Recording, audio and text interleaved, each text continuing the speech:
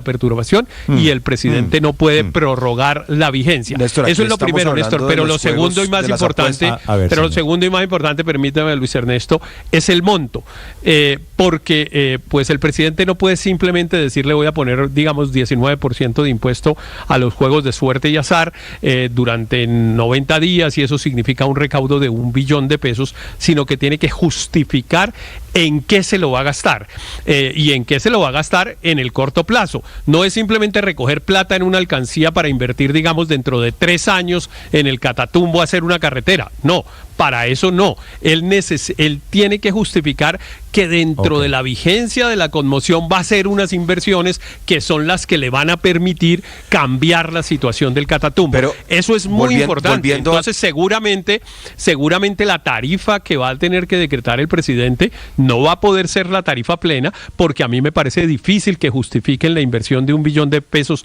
en el corto plazo en la zona del Catatumbo. 9 de la mañana, 1 minuto. Pero volviendo a la idea que nos... Luis Ernesto, le doy la lista de las empresas de juegos de suerte y azar para que quienes están en este mundo de la ludopatía se preparen a pagar el IVA. IVA quiere decir 19% se van a crecer las tarifas. Betplay, betplay.co. Rochebet, que patrocina la liga.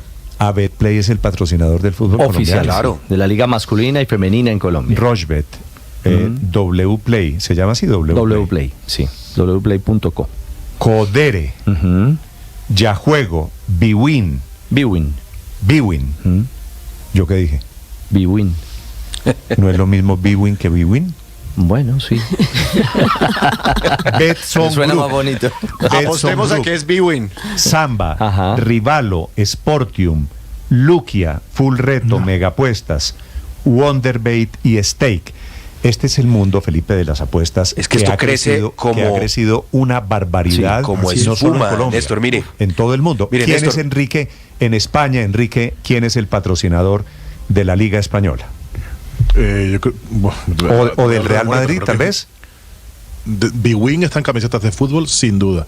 Y estaban hablando ustedes antes de un jugador que había sido detenido. Es un jugador del Sevilla. Quique Salas, sí. Que fue detenido. Quique Salas, sí, que fue detenido porque, ya ves tú, para lo que le sirvió, para que sus amigos ganasen un poco de dinero, cargarse de tarjetas amarillas. Entonces sus amigos apostaban. Néstor, mire. Pero no es el primer caso de eso. En segunda división, en tercera división, ha habido bastantes casos, y esa es una de las grandes preocupaciones con las casas de apuestas, la perversión que hacen, porque quienes están dentro del mundo del fútbol se ven tentados en ocasiones a apostar a su favor.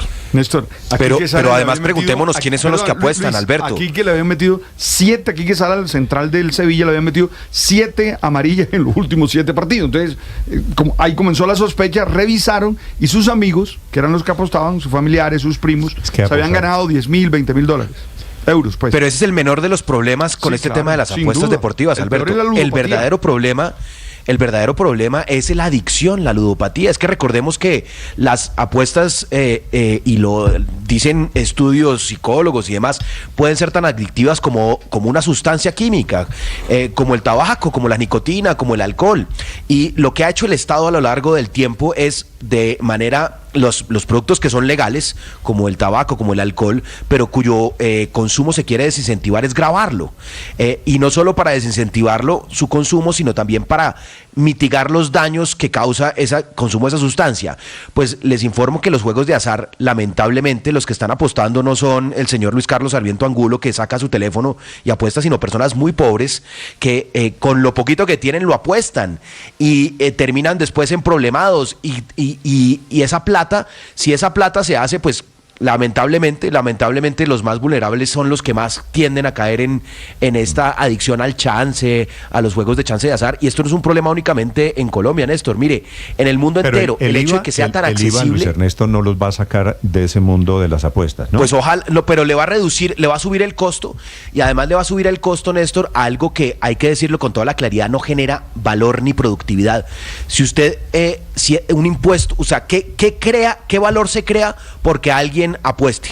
pues no se crea nada, realmente ahí no se crea ningún producto. Eso no quiere decir que haya que prohibirlas, pero sí hay que grabarlas. La gente tiene derecho a, claro, tiene derecho, pero entonces está bien que contribuya, con el IVA, Néstor. Pongo 1.000 pesos, apuesto que Riveros hoy habla poquito y entonces de pronto me gano 2.000. Pero yo le quiero decir una cosa, más allá de la conveniencia o no de grabar las apuestas y los juegos de azar, que eso es otra discusión, yo lo que sí quiero reivindicar aquí es que lo que habíamos dicho sobre uno de los intereses en decretar la conmoción interior para pasar por un fast track, utilizando las palabras del ministro Guevara, el tema de los impuestos que se hundió en la ley de financiamiento es cierto, porque de los 8 billones que iban a recaudar en la ley de financiamiento que se hundió, 2 eran de los juegos de suerte y azar. Pero esto va a ser, María Consuelo, 3 meses, claro, pero 6 a lo sumo. Se encargarán de dejarlo permanente en el 180. Congreso,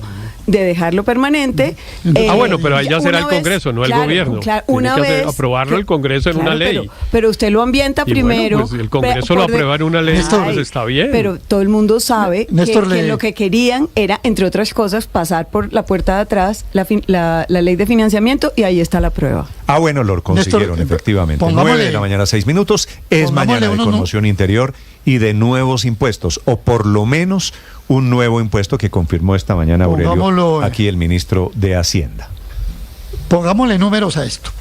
¿Cuántos son los consumidores hoy en Colombia de juegos de azar online, como se le dice técnicamente? Son 1,5 millones de usuarios. Esas son las personas que han participado en ese tipo de actividades. 1,5 millones de jugadores, dice usted, en Colombia. Sí, correcto, de apostadores. Esos, según los últimos datos, ese número viene creciendo, más o menos a una tasa del 3,2% anual. Es decir, el año entrante habrá 30.000, 40.000 nuevos apostadores. Ahora bien, se dice que solamente 1 de cada 4 apostadores es adicto. Los otros son ocasionales. Por ejemplo, si va a jugar Millonarios Unión Magdalena, el cura Linero pues seguramente sale a apostar, pero eso no quiere decir que apuesta permanentemente. Entonces solamente 1 de cada 4 es ludópata, pues como ahora se estaba señalando.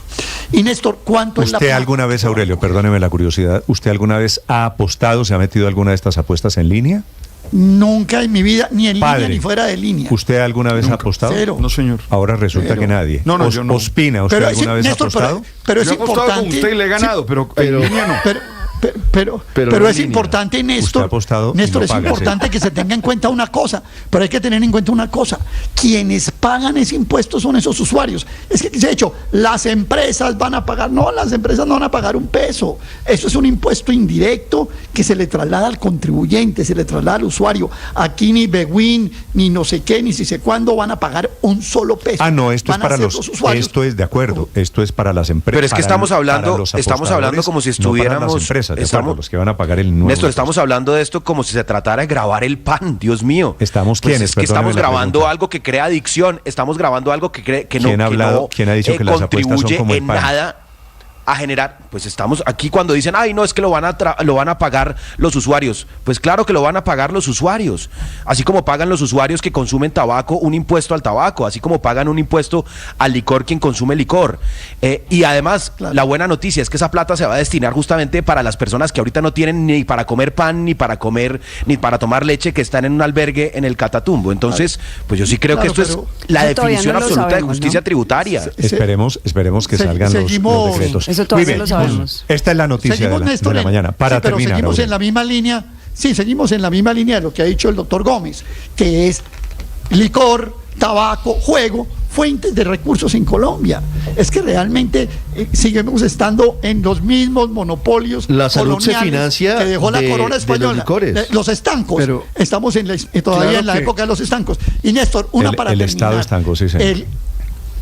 Son 180 días, es decir, es la mitad del año, porque seguramente son los 90 prorrogables, como ha dicho el doctor Guevara. Yo me temo que es mucho más de 600.000 millones de pesos. Bueno, a quienes les parece que es un buen impuesto, para la industria de los juegos de suerte y azar, Vía Digital, que es a los que anuncia el gobierno, les pondrá el nuevo impuesto creado, derivado del estado de conmoción interior. Álvaro. Claro que los impuestos lo paga la gente, como los aranceles. Los aranceles que promete Trump contra los productos chinos los van a pagar los gringos, y contra los productos mexicanos lo van a pagar los gringos. Pero pues el efecto de balanza es lo que importa, porque ahora la batalla política no va a ser cuál va a ser el impuesto, porque como fue la ley de financiamiento, porque esa pelea ya la perdieron los juegos de azar, porque pues nadie justifica darles excepción a semejante negocio. Pero ahora van a tratar de derrotar el impuesto, y al gobierno obviamente, con el tema de la proporcionalidad entre las medidas para conjurar la conmoción interior y el valor de los impuestos. Vamos a ver el gobierno cuánto pide, y muchos van a decir que solo debe pedir para inversiones de emergencia, lo que se necesita para conjurar la conmoción inmediata. Y muy seguramente el gobierno va a decir que necesita inversiones estructurales, porque el problema del Catatumbo es estructural, viene de hace muchas décadas, entonces que hay que invertir en carreteras para evitar el aislamiento de la región, hay que invertir en falta de alternativas económicas legales, y esa cifra se va a ir muy alta. Y la pelea de la Corte Constitucional va a terminar siendo ¿por qué valor? Si solo 200 o 300 millones de pesos para lo inmediato, o el billón o 2 billones que muy seguramente va a pedir el gobierno para los temas estructurales. Y eso tendrá que ir también a la Corte Constitucional. 9:11 minutos. Estás escuchando Blue Radio.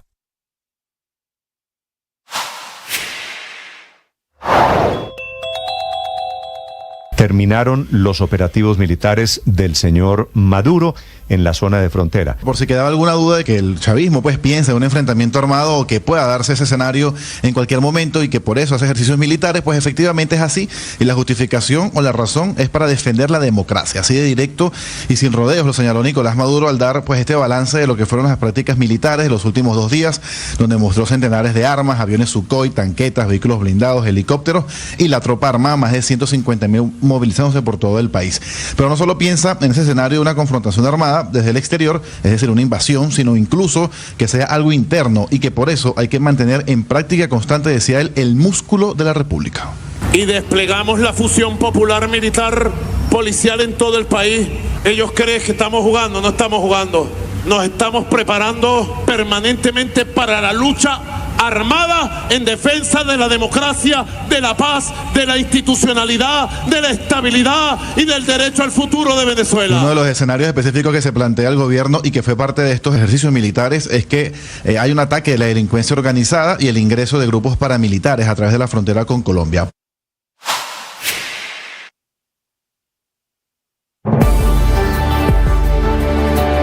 Esta es Blue, más que radio. Y este tema de las apuestas en línea no es solo en Colombia, en el mundo está creciendo todos los años. Se calcula que 5% está creciendo cada año, y que es una industria que mueve en el mundo más de 107.000 millones de dólares. Desde Londres, Silvia Carrasco. Sí, Néstor, y tiene una penetración en la población inmensa. Y mira, sorprendentemente, ¿sabes cuál es el país que más penetración tiene de los juegos online? Con casi el 74% de la población apostando, es Canadá. Uno pensaría que no fuese ese el país, pero sí, es Canadá, según los datos estadísticos que recoge, por ejemplo, la revista The Economist, que dice que la locura de las apuestas, por lo menos en Estados Unidos, ha crecido de una manera fenomenal. Dice que apenas en 2018 esa industria tenía 7.000 millones de dólares, ahora son 150.000 millones de dólares. Ahí estamos hablando de las apuestas en global, pero dice que en los casinos online solamente son 80.000 millones de dólares. ¿Y por qué ha crecido tanto esto? Bueno, fundamentalmente tiene que ver con los anchos de banda de Internet, la velocidad y la facilidad que tenemos para comunicarnos, y también los teléfonos móviles, porque la portabilidad hace que la gente de los teléfonos inteligentes, que la gente pueda estar apostando en cualquier minuto. O sea, no es un tema exclusivamente de Colombia, está ocurriendo en todo el mundo. Y claro, la pregunta es ¿qué consecuencias va a tener esto? Porque esta es una explosión de verdad muy, muy reciente, como está diciendo la revista The Economist, Néstor.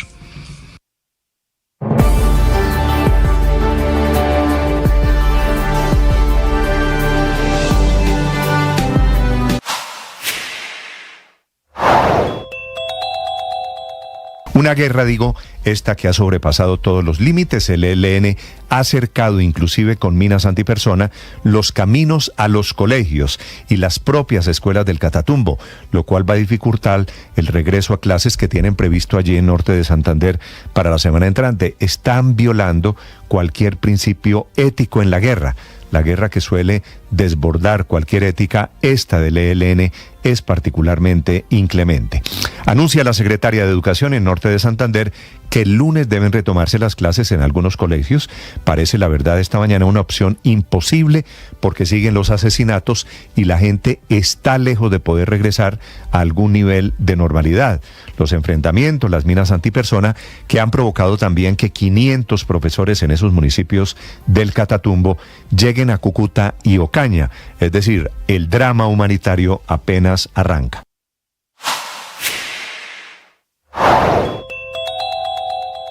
Los guerrilleros que llegaron al Catatumbo se movilizaron por el territorio colombiano. Esa es la última revelación del presidente Gustavo Petro sobre los refuerzos que los helenos recibieron para ejecutar la cacería de los desmovilizados de las FARC en Norte de Santander. Salieron mayoritariamente de Arauca y se movieron durante un mes vestidos de civil por una estrategia de Gustavo Aníbal Giraldo Quinchía, alias Pablito, que es el comandante del Frente Domingo Laín, el tercero al mando en la organización terrorista que se mueve entre el departamento de Arauca y Venezuela, a quien ahora deberán pedirle su extradición increíblemente. Por eso el gobierno está evaluando ampliar el decreto de conmoción interior para incluir a ese departamento donde históricamente ha hecho presencia ese grupo delincuencial que a una semana de guerra ha provocado ya 42.000 desplazados, unos 80 muertos, entre ellos niños, y por lo menos 12.000 personas que hoy permanecen confinadas en la región del Catatumbo.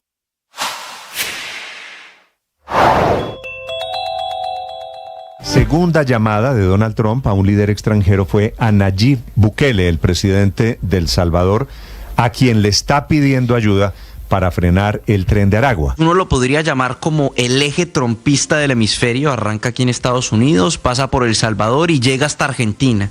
Y sus protagonistas están viviendo una luna de miel. Eso queda claro con esta segunda llamada que hace el presidente Donald Trump a un líder extranjero. La primera fue al príncipe de Arabia Saudita, Mohammed bin Salman. Pues es a Nayib Bukele esta segunda, que a través de un comunicado que está compartiendo la Casa Blanca asegura que el presidente Donald Trump se comunicó telefónicamente con el presidente de la República de El Salvador, Nayib Bukele. Ambos líderes hablaron sobre la posibilidad de trabajar juntos para detener la inmigración ilegal y acabar con las pandillas transnacionales como el Tren de Aragua.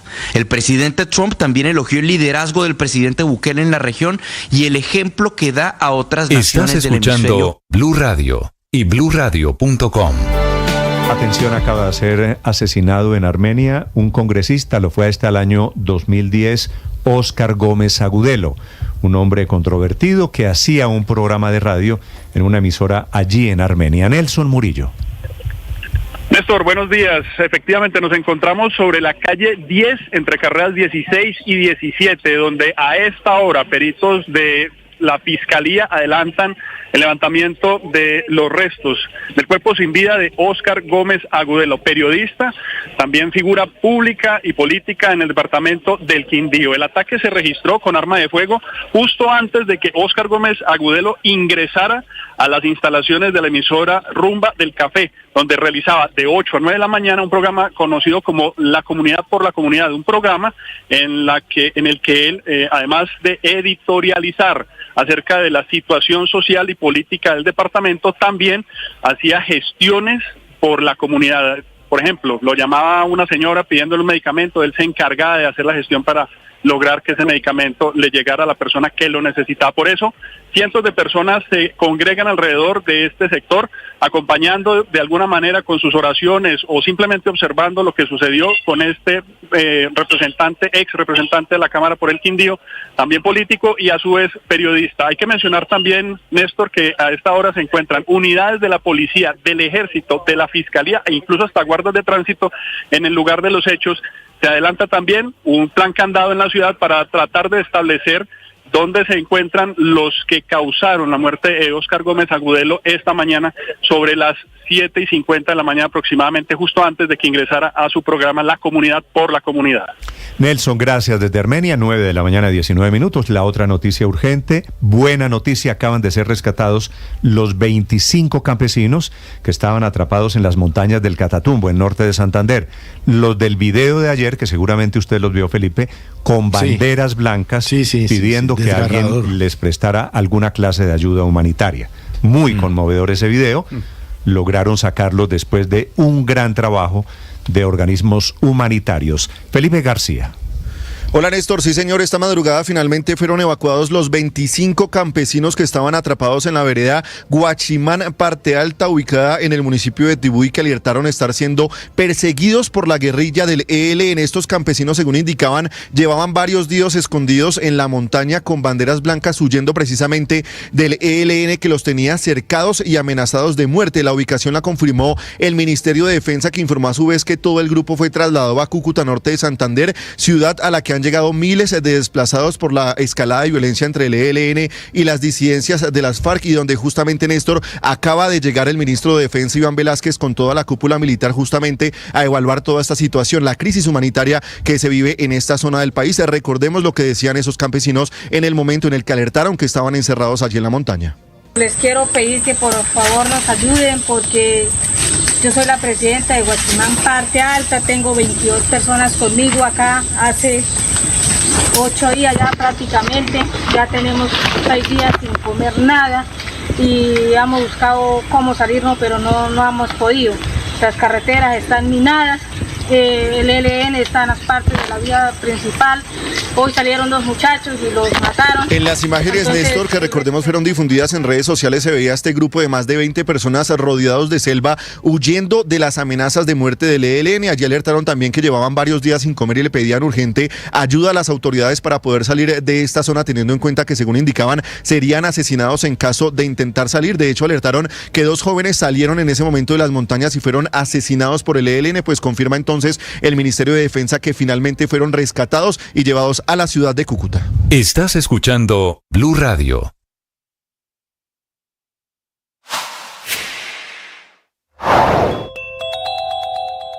La Jurisdicción Especial de Paz y la Unidad de Búsqueda de Personas Dadas por Desaparecidas confirmaron el hallazgo de los restos de al menos 4 personas en La Escombrera, en la parte alta de la Comuna 13 de Medellín, uno de los símbolos de la barbarie cometida en el conflicto armado colombiano.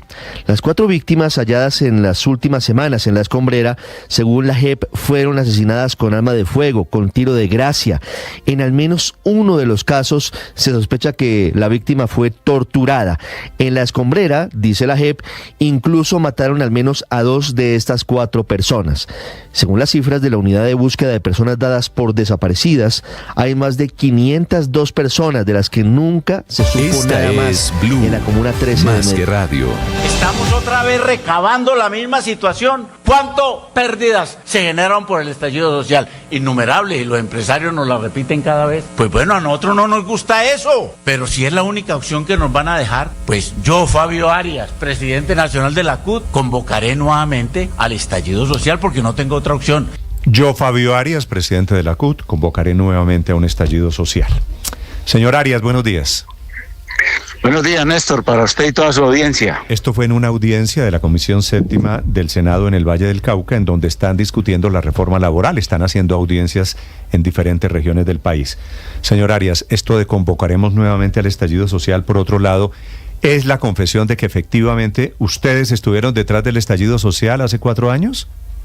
Pues nosotros nunca lo negamos, Néstor, por Dios. Ah, ¿no? Ustedes saben que ya teníamos el Comando Nacional Unitario de las 3 centrales obreras y las 2 confederaciones de pensionados, y adicionalmente estuvimos también con lo que se llamó la Coordinadora Nacional de Paro, el Comité Nacional de Paro, perdón. Y en el Comité Nacional de Paro estábamos nosotros. Nosotros nunca escondimos de que nosotros nos interesaba toda esa protesta social, y mucho más cuando desafortunadamente fue violentamente reprimido por el gobierno de Duque. Ok, se lo hicieron a Duque y ahora quieren esto que es una anuncio, ¿cómo le digo yo a los oyentes? El presidente de la CUP anuncia, anticipa, amenaza con otro estallido social. Pues el presidente de la CUT le está diciendo a los empresarios, porque si ustedes ven bien el video, se darán cuenta inmediatamente que la referencia que yo empiezo a realizar ahí es el tema de los empresarios. Y lo hago sobre la motivación de que Colombia es de los países más desiguales del planeta. Y eso corresponde que en Colombia, desafortunadamente, la riqueza producto del trabajo se redistribuye pésimamente y por eso somos campeones, pero desafortunadamente en desigualdad. Para interpretarlo bien, ¿este estallido social con el que usted está amenazando no sería contra el gobierno como lo fue el de hace 4 años, sino contra los empresarios? Por supuesto, porque este gobierno está respaldando la reforma laboral, está tratando exactamente de reducir las desigualdades históricas que tenemos en el país, y eso se lo hemos reconocido al gobierno, y también no hay que, así como se hizo esconderlo, estamos respaldando a este gobierno, inclusive, entre otras cosas, por esta decisión de una reforma que recupera derechos para los trabajadores. Sí. ¿Y a quién en el paro, en el estallido social, iban contra el gobierno? ¿Aquí contra quién irían, señor Arias? Contra el empresariado fundamentalmente, y especialmente contra el gran empresariado, que es el que se ha quedado con todas los privilegios. Su idea es cerrar contra el empresariado, es cerremos las grandes empresas, por ejemplo. Bueno, tendríamos que revisar en concreto, sí, este mecanismo que existe hoy de carácter democrático, como es el Congreso de la República, sí, definitivamente le da salida a este clamor y a este reclamo que hacemos los trabajadores desde hace mucho tiempo para recuperar parte de unos derechos que nos fueron conculcados hace 22 años y que por consiguiente es motivo exactamente de la discusión de la reforma laboral. A eso es que nos estamos refiriendo. Y repito, hay mecanismos democráticos. Y como lo digo en el video, a nosotros no nos gusta lo del estallido social. Créame que a nosotros esa página dolorosa no quisiéramos repetirla. Señor Arias, a ver, si usted me dice esta vez es contra el empresariado, voy a suponer que ustedes vuelven a triunfar y que logran cerrar unas grandes empresas. ¿Usted cree que el daño es para los empresarios o para los trabajadores de las empresas? Para ambos. Por eso repito, a nosotros no nos gusta el estallido social. Nosotros tenemos el derecho a la huelga, Néstor, y la audiencia que me escucha. Pero la huelga es por algo. Pero a nosotros la huelga siempre es por algo, y aquí también es por lo mismo. Es porque nos quitan unos derechos y se siguen oponiendo a que los podamos recuperar cuando tenemos los niveles de desigualdad tan profundos que tenemos, Néstor. Eso es lo que estamos llamando, no es más. Recurrir a estos métodos obviamente de hecho, como se dicen, pero que están debidamente registrados en el derecho. Si se cierra alguna empresa, don Fabio, ¿usted se mete de empresario? ¿Usted ha creado o crearía alguna empresa? En este momento no tengo por qué estar creando empresas y no estaríamos la única manera diciendo de que haya trabajadores es en empresas. Por eso, pero si las empresas también tienen una función social que deben cumplir, y es que evidentemente las riquezas no son solamente para el dueño del aviso, también tiene que ser para los trabajadores que con su esfuerzo logran que esa empresa sobreviva, genere rentabilidad, genere ganancias, pero lo que no estamos de acuerdo es que se redistribuya tan mal como se redistribuye hoy. Sí, don Fabio, ¿cuál es el origen de esta amenaza? Es decir, ¿qué aspecto de la reforma laboral y de la injerencia que usted denuncia de empresarios es la que los lleva a una nueva advertencia de estallido social? Hombre, que los empresarios siguen insistiendo y persistiendo y cacarean una y otra vez, que es que si se suben los costos laborales, las empresas se quiebran y evidentemente toca cerrarlas, etcétera, etcétera. Y nosotros decimos, oiga, no sean tan mezquinos, por Dios, ¿sí? Aquí lo que hay es una profunda desigualdad. Entonces, lo que está diciendo que haya una profunda desigualdad, que hay de dónde, ¿sí?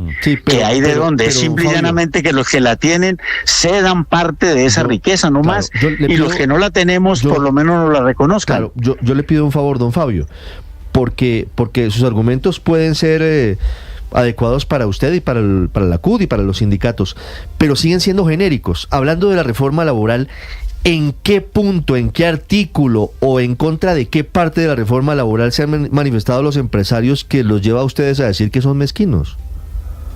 Bueno, ayer tuvimos una audiencia laboral. Tuvieron la oportunidad de hablar todos los empresarios del Valle del Cauca, absolutamente todos.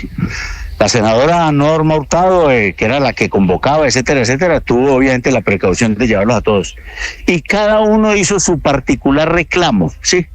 Y los reclamos estaban signados fundamentalmente porque los nuevos ingresos que tuvieran a la cual tuvieran acceso los trabajadores, que es que le paguen el recargo nocturno, que le paguen los dominicales y festivos, que le paguen el contrato de aprendizaje como contrato laboral a los aprendices, más la estabilidad laboral y la formalización de trabajadores del agro, de las trabajadoras domésticas y las plataformas digitales. Sobre esos temas fue que ellos se refirieron y consideraban que eso no podía suceder en el país porque ellos inmediatamente perdían la posibilidad de mantener su negocio.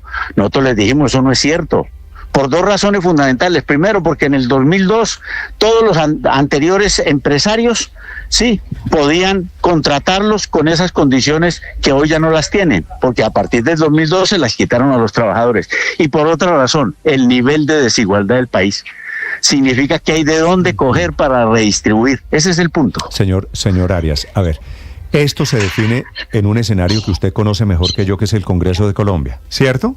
Sí, señor, claro que sí. El Congreso en donde el petrismo tiene mayorías, ¿cierto? No las tiene, desafortunadamente, en la Comisión Séptima del Senado no las tiene. Es el escenario democrático en donde usted y yo, señor Arias, depositamos la capacidad de decisión para este tema, para estas decisiones. Entonces, es un escenario de la democracia, sí, señor. Entonces usted y yo como ciudadanos elegimos un gobierno que toma unas decisiones y que respetamos, y un Congreso que respetamos, ¿cierto? Y ese Congreso es el que toma las decisiones. ¿Qué es esta cosa de amenazar con paros y con estallidos sociales si es el gobierno en donde usted tiene una gran influencia el que toma las decisiones? No, el que toma la decisión el gobierno ya tomó la decisión. No, el gobierno presentó un proyecto de ley, sí. Y es el Congreso el que tiene que tomar la decisión. Sí, señor, entre otros, sí. Y estamos nosotros entonces diciendo, acompañamos a este gobierno en esa decisión y le decimos a los empresarios que no se sigan oponiendo a eso, ¿sí? Pero es que los empresarios, lo que le quiero decir es, los empresarios no votan, señor Arias. Sí, pero tienen exactamente sus representantes allá en el Congreso. Y usted también tiene sus representantes allá. Por supuesto, a los nuestros ya ellos dijeron, listo, compañeros de trabajadores, nosotros vamos a respaldarla, ¿sí? Y necesitamos tener una mayoría para que pueda ser aprobada. Que midan las fuerzas, y el Congreso y los congresistas estudian y dicen, creemos que lo mejor para el país es lo siguiente. Usted tiene un estudio, señor Arias, de cuánto se disminuye la desigualdad con la reforma laboral. No tenemos el estudio, pero sí sabemos que inmediatamente... ¿Sabe por qué no tienen el estudio? Porque no se reduce en nada la desigualdad, porque esta reforma laboral no crea un solo puesto de trabajo. Discúlpeme, Néstor, la reforma laboral, al generar mejores ingresos para los trabajadores, porque le reconozcan ahora sí. Yo estoy de acuerdo con cosas, señor Arias, de la reforma laboral. Bueno. Yo estoy de acuerdo con cosas, pero también creo que esto es una discusión del Congreso y no estoy amenazando al país con volver a incendiar el país otra vez si el Congreso no vota como yo quiero que vote. Bueno, lo que nosotros el mensaje que mandamos fue a los empresarios. Se lo quiero decir con toda sinceridad, y si ven bien el video para no hacer malas interpretaciones del asunto, ahí lo que dice es, señores empresarios, no se sigan negando a redistribuir la riqueza en el sabe país. Que un estudio de la Junta del Banco de la República, que son unos señores economistas técnicos, dicen que se generarían 400,000 personas desempleadas por cuenta de esta reforma laboral.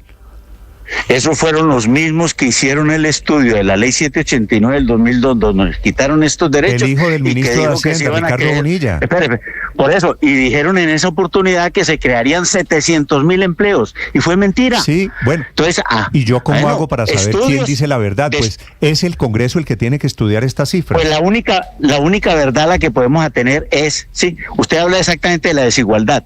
Entonces, si hoy con esa reforma no se generó empleo, y la misma reforma de la ley 789 lo decía, que a los 2 años, si no se habían generado los empleos, debería declararse inmediatamente derogada. Resulta que no tuvieron en cuenta esos otros estudios que se hicieron y que demostraron, y ya no eran estudios, eran hechos, porque una cosa son los estudios, otros son los hechos. Los hechos demostraron que la ley no sirvió, la debieron de haber derogado hace 20 años y no lo hicieron. Entonces está bien que a ella. Yo creo, y con esa decisión se aumentó la desigualdad en Colombia. Es cierto que hay que pensar en los trabajadores, les repito, yo estoy de acuerdo en el tema de las extras y los dominicales y festivos, pero también hay que pensar en la gente que no tiene trabajo. Y ustedes, los sindicalistas, esa aristocracia del sindicalismo, no piensa en los que no tienen trabajo. Bueno, la palabra aristocrática nos deja como en otro nivel, pero no importa, Nelson, no nos metamos en ese debate que no llegamos a ningún acuerdo. Pero quiero decirle esta cuestión. No, pero lo que le sugiero es que usted y yo pensemos también en los que no tienen trabajo, en los informales. Por supuesto, ya le voy a decir lo de los informales. El 84% de la informalidad es en el campo, Néstor. Eso. Sí, Néstor, disculpe. El 84% son informales, pero realmente ahí no hay informalidad, lo que hay es ilegalidad en la contratación. En vez de vincular a esos trabajadores, especialmente a los que siembran y cosechan, porque a eso es que se refiere la informalidad en el campo, sí, deberían era contratarlos y pagarles por lo menos el salario mínimo. Y resulta que eso no lo han hecho. En la ley, en este proyecto de ley, se quiere que verdaderamente esos trabajadores que están no en la informalidad, sino en la ilegalidad, los vinculen legalmente y les paguen realmente lo que se merecen. Sí, por lo menos lo que se merecen en términos de salario mínimo, porque tampoco vamos a poder lograr más. Sí, señor Arias, le transmito una pregunta de una de nuestras oyentes, doña Virginia Mejía, quien le pregunta a ¿usted tiene alguna empresa? Yo no. Fabio Arias no tiene ninguna empresa, sí. Mi familia sí tiene una empresa, pero Fabio Arias no tiene ninguna empresa. No. No, tiene un laboratorio de análisis microbiológico. No es una farmacéutica ni nada de eso, como algunos han querido indicar, no es cierto. Usted sabe que ahí, desde que usted dijo esta frase ayer, señor Arias, pues hay una cantidad de reacciones en redes sociales. Quisiera preguntarle si esta cifra que están diciendo que usted se gana mensualmente es cierta, para saber, y me parece que es legítima la pregunta, para saber de qué clase de privilegiados estamos hablando, señor Arias. Sí. ¿Es cierto? ¿Pero de qué cifra están hablando? ¿Que usted se gana 65 millones de pesos mensuales? Ay, Dios, ¿dónde voy a reclamar eso, por Dios? Que me digan dónde para yo ir. Alguien me está tumbando entonces, o alguien está fraudulentamente haciendo aparecer salarios que yo desafortunadamente no reclamo. Perfecto, hecha esa aclaración. Sí, don Fabio, ¿a usted le parece que es democrático que vía presión social, a través de las vías de hecho, se intenten desconocer decisiones de un poder independiente como el legislativo? En este caso, si no es favorable a los intereses de los sindicalistas, la reforma laboral. Bueno, ustedes saben que nosotros no tenemos mayores recursos distintos a hacer un poco de bulla, de tal manera que se pueda escuchar y oír nuestros reclamos. A eso hemos recurrido históricamente. No lo estamos diciendo de ahora, lo hemos dicho históricamente, ¿sí? Parte de las conquistas de los trabajadores, nosotros sabemos que se han desarrollado producto exactamente esas movilizaciones, inclusive de las huelgas. De tal manera que hoy no vamos a decir entonces que no podamos recurrir a la huelga o la movilización social. No vamos ahí sí, como se dice, no nos vamos a negar. No, pero usted no dijo ni huelga ni movilización social. Usted lo que está amenazando es con un estallido social. Bueno, parte de las huelgas, parte de las movilizaciones son los estallidos sociales también. Sí, eso es cierto. Pero señor Arias, ese estallido social, ¿usted amenaza con qué?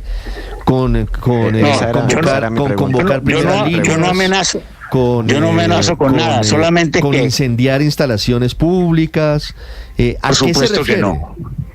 Por supuesto que no. Nos referimos simple y llanamente a una fuerte movilización social que logre, obviamente, que nos escuchen y nos oigan donde deben escucharnos. En esta oportunidad, en los grandes consorcios de los grandes empresarios en nuestro país, que evidentemente sí están llenos de grandes privilegios, contrario a lo nuestro, y que definitivamente deberían pensar en redistribuir más la riqueza. Recuerden que yo en el video digo, a nosotros no nos gustan los estallidos sociales porque nos han costado mucho, ¿sí?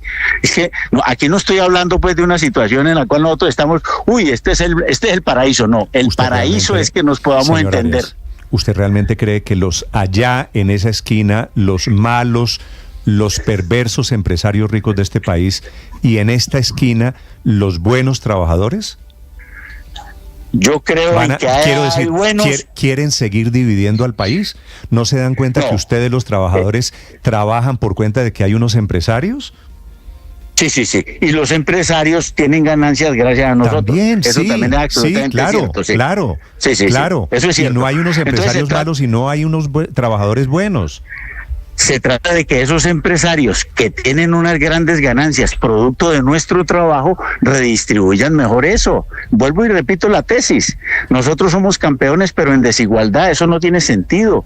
Ellos tienen de dónde. Sí, nosotros reclamamos que por lo menos nos regresen eso, porque antes lo pagaban. Yo insisto en esto. Antes del 2002, todos esos empresarios, no sé si los mismos de hoy, eso ha cambiado por lo menos una generación. Sí, pero ahora hay algunos que todavía pagaban todos sus derechos y no se quebraron. Llevan gobernando, señor Arias, usted que ayudó a elegir al gobierno 3 años. Sáquenlo adelante. Yo estoy de acuerdo con usted. Dejen de incendiar este país con la violencia verbal. Dejen de amenazar. Nosotros solamente estamos diciendo, el puente lo hemos tendido. Néstor, por Dios, lo hemos tendido una y otra vez. No lo veo hecho a Brumas Master, a Cabal, a Enrique Bedoya, todos los del Consejo Gremial. Lo intentamos nuevamente este año en la Comisión de Concertación sobre Salario Mínimo, pero a ellos no les gusta sino única y exclusivamente lo que está en la esquina de ellos. Y eso no puede seguir siendo aquí en el país. Yo creo que ese es el llamado que en general, por lo menos desde la CUT, nosotros queremos haber establecido. Ese antagonismo, producto de la gran desigualdad que existe, hay mecanismos para irla modificando y acercando.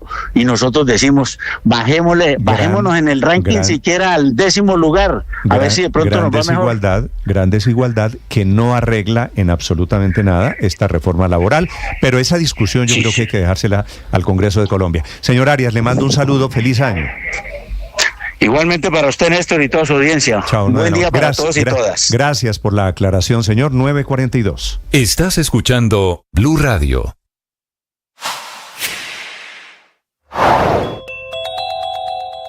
Hoy se está cumpliendo una semana de la terrible guerra en el Catatumbo, que deja, según las últimas cifras, 42.000 desplazados, 80 muertos, aunque la cifra va a ser mucho mayor cuando entren las autoridades y no han podido entrar, entre ellos 3 menores de edad, y 12.000 personas que están confinadas, quiere decir encerradas allí en esos municipios en norte de Santander porque no pueden salir por las amenazas del ELN. En Cúcuta se llenaron los hoteles, está lleno el Estadio General Santander porque solo esa ciudad tiene la mitad de los 42.000 desplazados, una guerra que ha superado cualquier límite.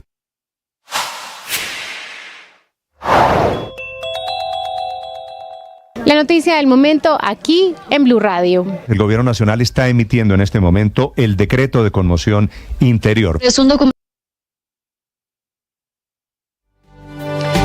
9:43 a.m, se acerca San Valentín y con esta fecha a mediados de febrero, la mejor temporada del año para los floricultores colombianos que están enviando millones de flores a diferentes destinos, no solo Estados Unidos. Es una fecha importante ya que Colombia es el segundo mayor exportador de flores en el mundo y la floricultura es una de las fuentes más relevantes de trabajo formal, ya que hablábamos de este tema, en el campo, generando más de 200.000 empleos formales al año entre directos e indirectos. Y durante esta temporada de San Valentín, Valentín se crearán más de 20.000 empleos temporales que también cumplen con todos esos requisitos legales. Azocolflores activó su tradicional plan Pétalo para optimizar los tiempos de distribución. Las aerolíneas están listas, el gobierno con ProColombia también y los empresarios de las flores. Para recordar, entre enero y febrero del año pasado se exportaron por esta celebración 59.000 toneladas de flor cortada desde Colombia, con un crecimiento del 13%. La especie colombiana más exportada durante el pasado San Valentín fue la rosa, con un 19% de participación, especialmente la de color rojo. Estados Unidos concentra la mayor parte de los envíos, con más del 70%,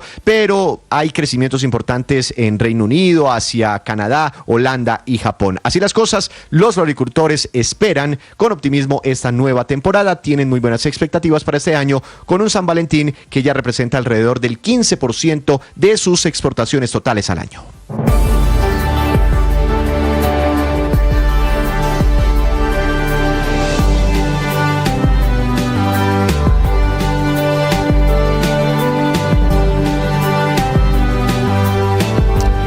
A las 9:45 de la mañana hablamos de la línea de crédito constructor que lanzó el Fondo Nacional del Ahorro. Es una oferta de descuento de 50 puntos en la tasa de interés para proyectos de vivienda BIS y vivienda de interés VIP que cuenten con certificación de sostenibilidad reconocidas internacionalmente. La línea verde respalda proyectos que priorizan la eficiencia en el uso del agua, la energía y materiales, además de fomentar la reducción de emisiones de CO2 y la creación de espacios urbanos adaptándose al cambio climático. Este enfoque se traduce en beneficios directos para las comunidades como viviendas más saludables y ecosistemas urbanos revitalizados. Es una buena noticia para quienes están pensando comprar o hacer su casa, porque desde la creación del crédito constructor del Fondo Nacional del Ahorro se han desembolsado más de 668.000 millones de pesos en 49 proyectos, beneficiando a más de 8.500 familias en 38 municipios de 18 departamentos del país. Estás escuchando Blue Radio.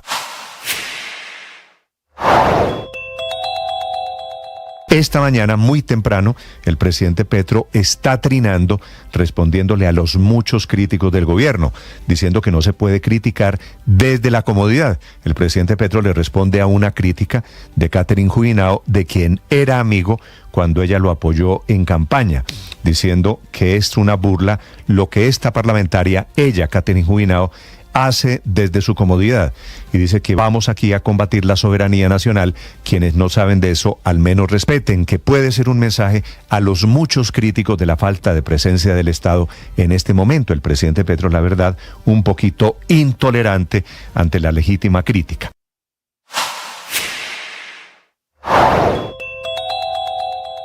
Y en vez de pagar la deuda de presupuestos máximos en 48 horas, como se lo ordenó la Corte Constitucional, el ministro de Salud, Guillermo Alfonso Jaramillo, hizo una jugada para ganar tiempo y entonces no pagó los 2.3 billones de pesos. La Corte Constitucional recibió un documento en el que el Ministerio de Salud le pide a la sala de seguimiento que aclare unas dudas del auto que abrió incidente de desacato contra el ministro Jaramillo, lo que podría terminar en proceso penal en la Fiscalía por fraude a resolución judicial. El ministerio cuestionó la orden de la Corte con el argumento de que en la parte resolutiva se dan otras órdenes distintas al pago de los presupuestos máximos, que es la razón principal de ese incidente de desacato, y es por eso que se pide la aclaración. Es decir, en vez de pagar al menos los 819.000 millones de pesos de deuda de presupuestos máximos del año 2022, el director jurídico encargado del Ministerio de Salud le reclamó a la Corte que el auto además fue firmado el 13 de diciembre de 2024, pero los notificaron el 21 de enero de 2025, lo que a su juicio no estaría en tiempos establecidos, porque cumplir con la orden de pagar esos presupuestos máximos debió ser final de 2024.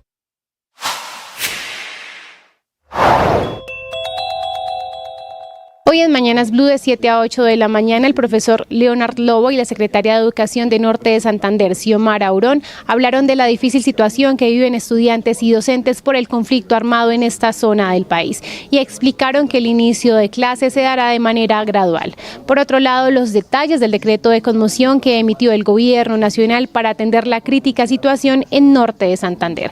Sigan esta y más información en nuestro canal de YouTube y en bluradio.com. En Blue le ponemos cara a la radio. La vida es un proyecto. Vamos avanzando hacia un propósito, en felicidad, con coherencia, desde unos valores. Todos debemos tener un plan y ese plan nos lleva a la realización de un sueño. Pero también ese plan tiene unas metas que vamos alcanzando, porque la vida se hace paso a paso. Quiero darte 3 características para esas metas. Primero, tiene que ser algo emocionante, algo que convoque tus valores, tus fuerzas, tus ganas. Segundo, algo evaluable, es decir, que sea verificable, que tú puedas decir, sí, avancé, la cumplí. Y tercero, que tenga la posibilidad de estar alineada en coherencia las victorias con tu y derrotas, propósito. la pasión y la afición en juego y los datos de lo último en deportes se lo presenta Mañanas Blue. 9 de la mañana, 50 minutos. A esta hora la información deportiva en Mañanas Blue.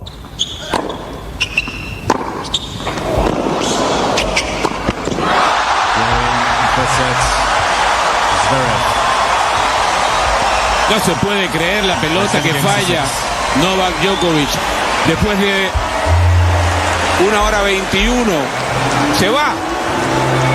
Se va Djokovic. Y se oyen los chiflidos. Abucheado se fue el ex número 1 del mundo. El serbio perdió el primer set de la semifinal del Abierto de Australia frente al alemán Zverev con parcial 7-6. Una lesión muscular en su pierna izquierda lo sacó del juego esta mañana en Melbourne y en conferencia de prensa dejó abierta la puerta de su retiro del tenis. I don't know. There is a chance. Who knows? I'll just have to see. No lo sé. Está la posibilidad de no volver. ¿Quién sabe? Tendré que mirar cómo avanza la temporada. Yo quiero seguir, pero no estoy seguro del calendario para el año entrante. Normalmente vengo a Australia y juego. Aquí he tenido el mayor éxito en mi carrera, así que si me siento lo suficientemente motivado, no veo razones como para no volver, pero no se sabe.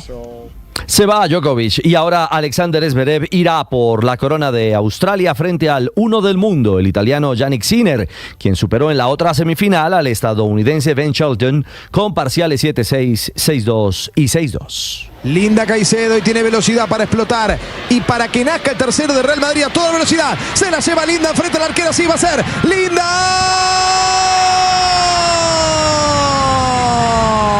Gol de Linda. Asistencia de gol de Linda. La MVP del partido fue Linda. Todo en el juego por el paso a la final de la Supercopa de España femenina frente a la Real Sociedad. Al final, victoria del Madrid 3-2 y mensaje de Linda Caicedo, la crack colombiana que agradeció a los aficionados. Madridistas, muchas gracias por el apoyo. Nos vemos el domingo en la final. Bueno, breve y contundente, y el domingo la final será frente al Barcelona por el primer título de esta temporada, la Supercopa Española en juego. Sí, comparto, y acá viene Campas para el tercero, lo tiene el bicho.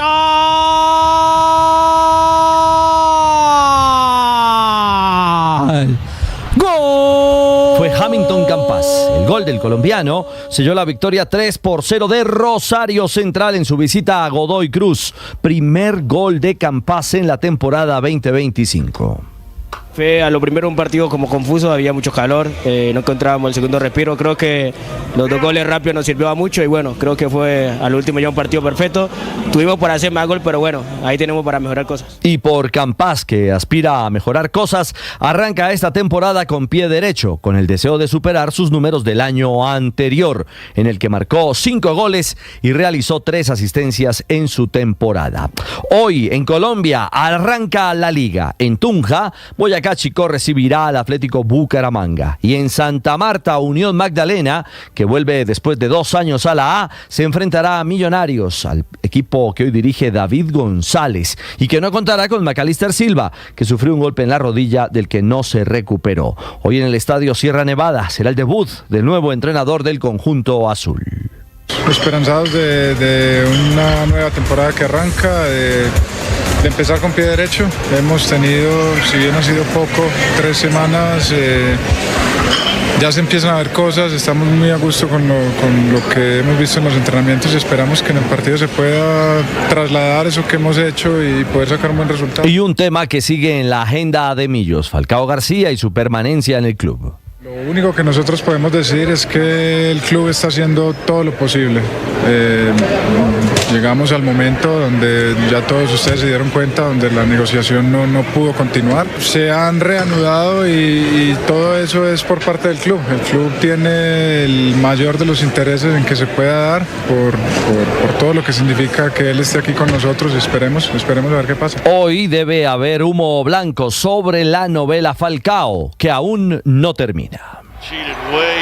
Jokic going to throw it up from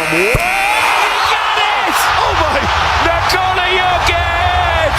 Bueno, la NBA no deja de sorprendernos. Esa locura, esa histeria fue por un lanzamiento del serbio Nikola Jokic. Metió un triple desde la línea de 3 puntos de su propio campo. Un bombazo en la noche mágica de los Denver Nuggets, que superaron 132-123 a los Sacramento Kings. 35 puntos, 22 rebotes y 17 asistencias. Qué números los del serbio, que guió a su quinteto en la cancha frente a los Kings, que traían una tremenda racha de 10 triunfos en sus últimos 12 juegos de la temporada.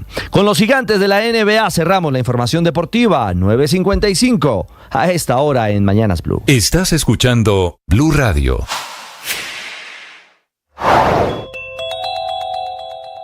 En Mañanas Blue, el profesor Leonard Lobo se refiere a la difícil situación en la que están las personas que llegaron desplazadas desde el Catatumbo hasta Ocaña y hace un llamado para que se les proporcionen las ayudas necesarias. La situación más que alarmante es demoledora, porque llegar a una de esas casas que pues realmente no están en las mejores condiciones y ver que en una sola casa están albergando 15, 20 niños y todos ellos muy pequeñitos y le dicen a uno, profe, ¿cómo hacemos para acceder a las ayudas? ¿Cómo hacemos para que nos colaboren? Porque ve, aquí no vamos a aguantar mucho.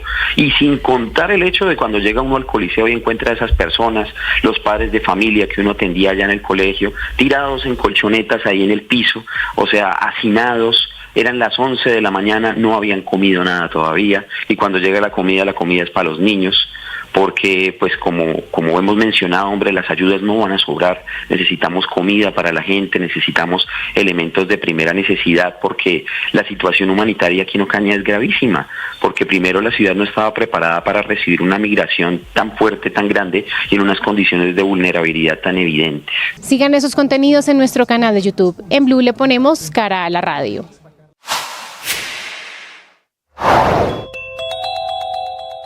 Fracasó la tasa de usura en Colombia. ¿Es la tasa de usura la causante de que miles de personas caigan en el gota a gota? Si no existiera la tasa de usura, ¿habría menos gente en el gota a gota? Amanecemos con un gran debate alrededor de los efectos de la tasa de usura, que es la máxima tasa de interés que se puede cobrar por un préstamo en Colombia y que se calcula con base en medidas regulatorias de las autoridades financieras y condiciones del mercado de las tasas de interés. Esa tasa de usura pone un límite, un techo, y de ahí para arriba los bancos no pueden cobrar intereses. Y mirándolo así, pues la medida suena muy bien intencionada, pero cada vez son más las voces que dicen que la tasa de usura está causando un efecto perverso y al contrario estaría perjudicando a los colombianos. 9:57 a.m. Esta mañana problemas para el presidente de Colpensiones, que está en el cargo desde el comienzo del gobierno Petro. Esta mañana la senadora Paloma Valencia denuncia que no puede ejercer el cargo porque no tiene título de posgrado, quiere decir, no reúne todos los requisitos. Andrés Carmona. Así es, Néstor, buenos días. Y para justificar esta denuncia que hace la senadora Paloma Valencia, se basa en la resolución 017 del 2020, con el que se modifica el manual de funciones y competencias de Colpensiones, que señala que para el cargo de presidente de la entidad